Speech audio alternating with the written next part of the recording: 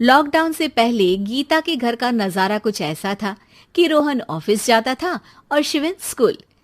जिनके घर से जाने के बाद गीता काम खत्म करके बाकी समय आराम करती थी। लेकिन लॉकडाउन के बाद ऑफिस और स्कूल घर में ही खुल गए और इससे गीता का हाल वो तो आपको देखने में ही मजा आएगा। शिविन, ओ शिविन, महाराज उठने के लिए क्या 21 तोपों की सलामी लेंगे? अरे बिस्तर से बाहर निकल, ऑनलाइन क्लास स्टार्ट होने वाली है। अरे तुम भी हद करती हो, स्पीकर की तरह चिल्लाने की क्या जरूरत है? दिख नहीं रहा मेरी कॉन्फ्रेंस चल रही है। अब कैमरा और स्पीकर ऑन कर रहा हूं, मुझे कोई शोर नहीं चाहिए। इस पर जैसे ही रोहन लैपटॉप का कैमरा और स्पीकर ऑन करता है तभी कुकर की सीटी बजती है। करा लो अब इसे चुप। लॉकडाउन नहीं हुआ, मेरी मौत का फरमान जारी हो गया। दोनों बाप बेटे ने नाक में दम किया हुआ है। ऐसा बोलकर गीता वहां से शिविन के कमरे में पहुंच जाती है, जहां शिविन अभी भी सो रहा होता है। ओ आलसी, अब अगर 5 मिनट में नहीं उठाना तो आज तेरा गेम और यूट्यूब कैंसिल। माँ की बात सुनकर शिविन बिना 1 मिनट गंवाए उठ खड़ा होता है। उठ गया, अभी नहाकर भी आता हूँ। ये नाटक कहीं और, मुंह पर गीला कपड़ा मार और पढ़ने बैठ। शिविन की ऑनलाइन क्लास स्टार्ट हो जाती है, जिस पर गीता उसे वहां बिठाकर रसोई में चली जाती है। थोड़ी देर में उसे कमरे से कुछ आवाज सुनाई देती है, जिसे सुनकर वो कमरे में वापस आती है। हाय राम, तुझे क्लास अटेंड करने के लिए बोला था, कैमरा ऑफ करके बिस्तर पर नाचने के लिए नहीं बोला था।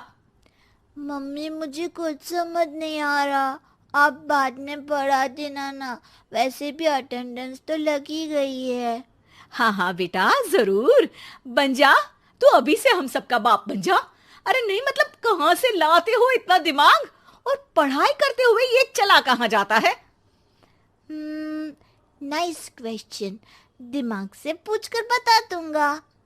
शिविन की बातों से परेशान होकर गीता उसे मारने के लिए जैसे ही आगे बढ़ती है तभी वो कमरे से बाहर भाग जाता है।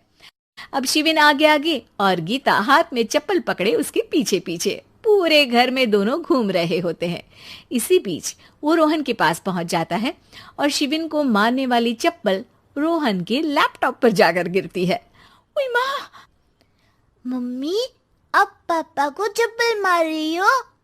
वो आज तक के रिपोर्टर, चुपचाप जाकर क्लास अटेंड कर ले, नहीं तो अगली तेरे पीछे लगेगी।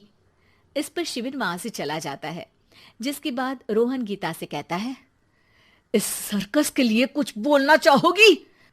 अरे क्या करूं, जब से तुम दोनों घर में रहने लगे हो, घर अपने आप ही सर्कस बन गया है और मैं तुम्हारी नौकर। कभी बेटी को संभालो तो कभी बाप के नखरे उठाओ। इन्हीं सब उथल पुथल में दिन बीतते रहते हैं, जिसमें हर रोज घर के अंदर कुछ नया सियप्पा खड़ा मिलता है, जो ज्यादातर शिविन और रोहन के ऑनलाइन स्कूल और ऑफिस से रिलेटेड ही होता है। एक सुबह, शिविन चल उठ, आज की क्लास जल्दी है।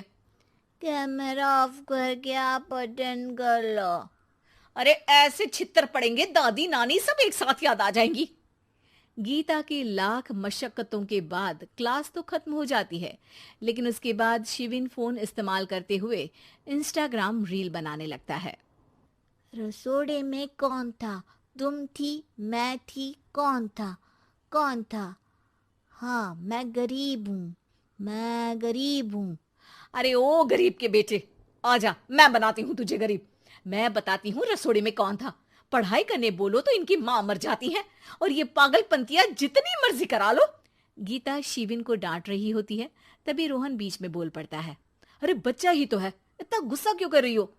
बेटे का साथ देने की इसी एक कोशिश में अब शिविन के साथ साथ रोहन भी गीता के गुस्से की सूली पर चढ़ जाता है। अगर बेटे पर इतना ही प्यार आ रहा है तो इसे क्लास अटेंड क्यों नहीं कराते, इसका होमवर्क क्यों नहीं कराते?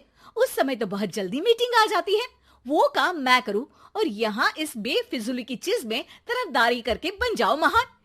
हे भगवान, कोई तो इनके ऑफिस और स्कूल खुलवाओ, मैं इन्हें और घर में नहीं सह सकती। अरे कुछ और मांग लेती, क्योंकि तुम्हारी ये विश इस साल तो पूरी होने से रही, कोरोना। हाय नास बेटे ने जिंदगी ही बर्बाद कर दी। खाए कोई पचाए कोई, कल मुझे चुन चुन कर सबको मेरी बद्दुआ लगेगी। उन्होंने दुनिया का और इन बाप बेटे दोनों ने मेरा जीना मुश्किल कर दिया। गीता वहां से चली जाती है, जिसके बाद रोहन शिविन से कहता है,